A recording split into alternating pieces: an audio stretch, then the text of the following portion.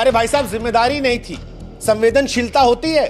बगल से किसी की लाश गुजरती है, लोग भगवान को याद कर लेते हैं। आपके दीवार के उस पार लोग मरे बिछे थे, लाशें पड़ी थी, और आप अंदर जश्न मना रहे थे, ट्रॉफी का चक्कर लगवा रहे थे। मातम की चीखों कौन सुना करके?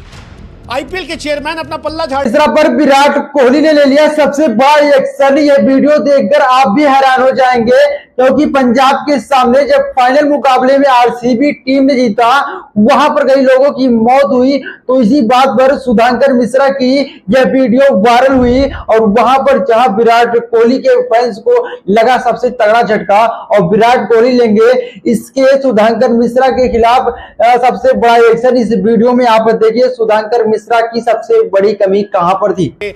सितारे विराट कोहली और उनकी टीम की झलक देखने के लिए पागल थे। बेंगलोर की गलियां, सड़कें और स्टेडियम का परिसर लोगों से अटा पड़ा था। लेकिन फिर जो कुछ हुआ वो इंसानियत के लिए दागदार हो गया, मानवता के लिए शर्मसार हो गया, क्योंकि जश्न के बीच भीड़ बेकाबू हो गई, भगदड़ मच गई, लोग एक दूसरे पर गिरने लगे, सांसें रुकने लगी, चीखें तेज हो गई। और फिर चिन्नास्वामी स्टेडियम की दीवार ने उस दिन दो दुनिया को बांट दिया, दो हिंदुस्तान को दिखा दिया। दीवार के एक तरफ मातम पसरा था, लोग तड़प रहे थे, सांसें टूट रही थी, जिंदगियां खत्म थी। लेकिन दूसरी तरफ जो कुछ था वो हैरान करने वाला था। वो सवाल पूछने वाला था कि अगर खिलाड़ियों के परिवार का कोई उस बाहर भीड़ में मर गया होता, तो क्या ये खिलाड़ी, ये आयोजक, ये राजनेता ऐसे ही जश्न मनाते, ऐसे ही 18 साल बाद जीत की कहानियों को सुनाते? एक तरफ अस्पताल में घायलों और मृतकों की कतारें थी, दूसरी तरफ तालियों की गड़गड़ाहट और ट्रॉफी की चमक थी। सवाल यह है कि क्या आयोजकों को इस हादसे की खबर नहीं थी? क्या खिलाड़ियों को यह पता नहीं था कि बाहर लोग मर रहे थे?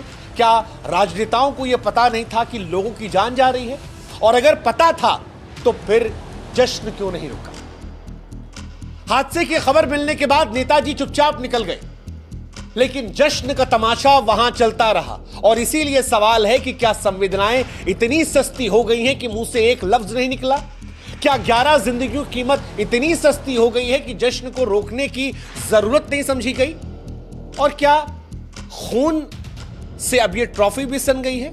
सच कहें तो कई बार यह लगता है कि इस देश में आम आदमी की मौत सिर्फ एक नंबर है। सरकार किसी की भी हो, जान की कोई कीमत नहीं है। मरने वाले लोग जो हैं वो बेनाम, गुमनाम, और बस इतने मरे उतने मरे, उसकी गलती इसकी गलती में खत्म हो जाते हैं। कभी सबक नहीं लिया था। प्रयागराज में महाकुंभ होता है, वहां पर भी कोई सबक नहीं लिया गया।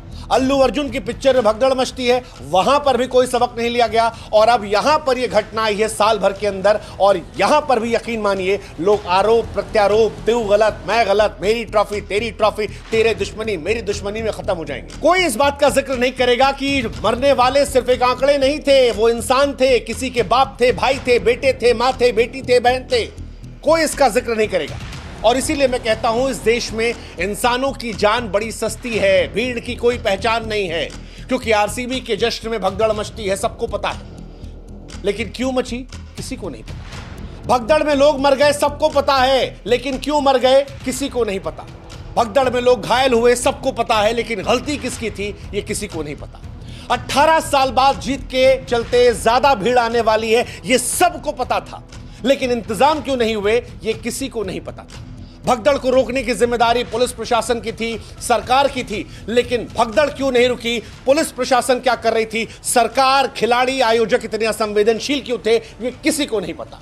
भगदड़ के बीच लोग मर गए ये सबको पता है, लेकिन जश्न क्यों नहीं रुका ये किसी को नहीं पता। और इसीलिए आज सवाल है जो पूछे जाएंगे, क्योंकि एक भारत में दो भारत की तस्वीर सामने आई है। सवाल पूछे जाएंगे कि 18 साल बाद आरसीबी की जीत पर भीड़ उमड़ेगी। जब ये जानते थे तो इंतजाम क्यों नहीं किए गए? भीड़ प्रबंधन की जिम्मेदारी लेने वाली पुलिस कहां थी? खिलाड़ी, आयोजक, मुख्यमंत्री जानते थे कि हादसा हुआ, फिर वहां पर असंवेदनशीलता क्यों बरती गई? क्यों जश्न नहीं रोका गया? क्या 18 साल बाद मिलने वाली ट्रॉफी 11 जिंदगियों और 25 घायलों से बढ़कर है? इन मौतों का जिम्मेदार कौन है? कसूरवार कौन है? गुनहगार कौन है?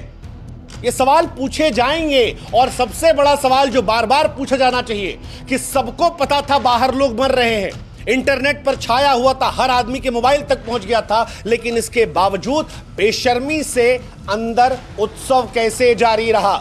क्या ट्रॉफी दिखाने की जल्दबाजी इतनी ज्यादा थी कि 11 मौत की खबर को नजरअंदाज कर दिया गया?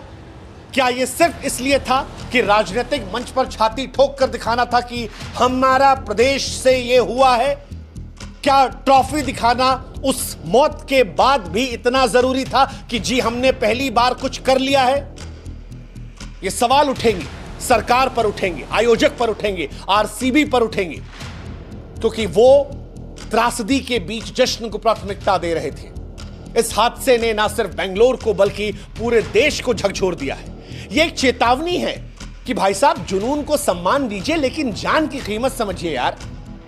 ट्रॉफी आती जाती रहेगी, आज इनके पास है, अगले साल किसी और के पास होगी, उसके अगले साल किसी और के पास होगी, लेकिन जिनकी जिंदगियां गई हैं वो वापस नहीं लौटेंगे। और जो ये मेरी टीम तेरी टीम, मेरा स्टेट तेरा स्टेट का तमाशा कर रहे हैं, खामोश हो जाएं।